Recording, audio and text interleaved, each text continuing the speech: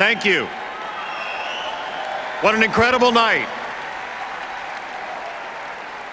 Optimism is in the air. And what an honor to be here with you to stand with President Barack Obama.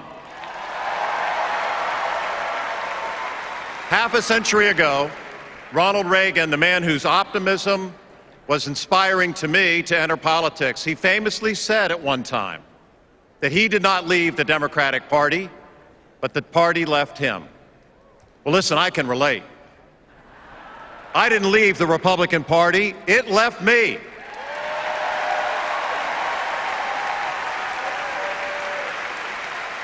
Then again, my friend Jeb Bush recently noted Reagan himself would have been too moderate, too reasonable for today's GOP.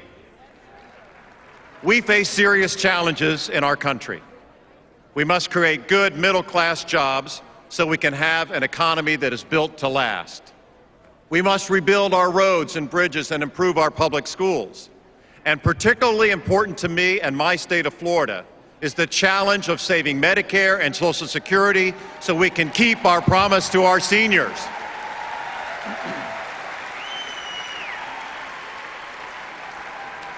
But there are common sense solutions within our reach, if we only have leaders who are willing and enthusiastic to find common ground. No political party has a monopoly on that kind of leadership. But as a former lifelong Republican, it pains me to tell you that today's Republicans and their standard bearers, Mitt Romney and Paul Ryan, just aren't up to the task. They're beholden to the my way or the highway bullies, indebted to billionaires who bankroll their ads, and allergic to the very idea of compromise. Ronald Reagan would not have stood for that. Barack Obama does not stand for that. You and I will not stand for that.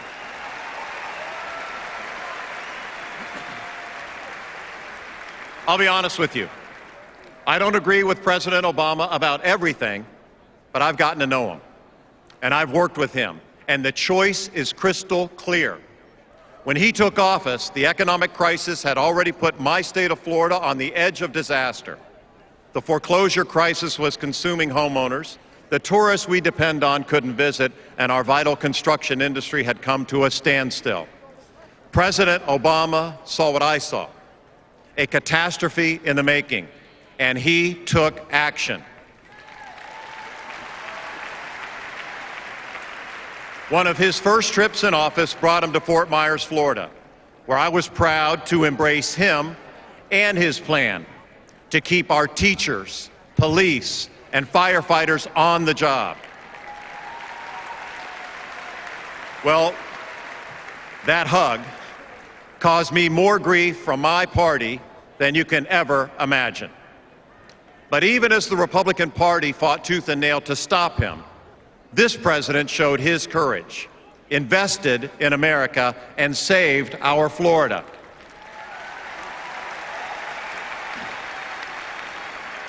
Two years later, Florida and the Gulf Coast faced the worst environmental disaster in our nation's history.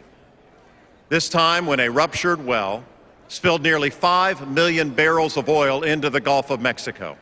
President Obama came to our rescue again, leading a massive cleanup effort and demanding accountability from those responsible. My friends, he didn't see a red state, he didn't see a blue state. He simply saw Americans who needed help. And once again, I saw the leader our country needs. You know, I used to play quarterback just down the road from here at Wake Forest University. And my dad always, go Deacons. And my dad always told me, he said, Charlie, it takes a cool head to win a hot game. My friends, our country is in the middle of a hot game, and we face serious challenges both at home and abroad. Meanwhile, our politics are defined by discord and discontent. Never has it been harder for a president to keep a cool head, and never has it been more important. I look around Florida. I see a state bursting with diversity and opportunity, a state that looks like America's future. When I look at the Republican ticket today, I see two candidates who would break the fundamental promise of Medicare and Social Security and cut investments on our middle class that are so important to our recovery. And then I look at Barack Obama. I see a leader with a cool head, a caring heart, and an open mind. A president who has demonstrated through his demeanor, his grace, and his deeds that he is uniquely qualified to heal our divisions, rebuild our nation, and lead us to a brighter future. That's the leader Florida needs. That's the leader America needs. That's the reason I'm here tonight. Not as a Republican, not as a Democrat, simply as an American who understands that we must come together behind the one man who can lead the way forward in these challenging times. My president, your president, Barack Obama. God bless you and God bless America. Thank you so much.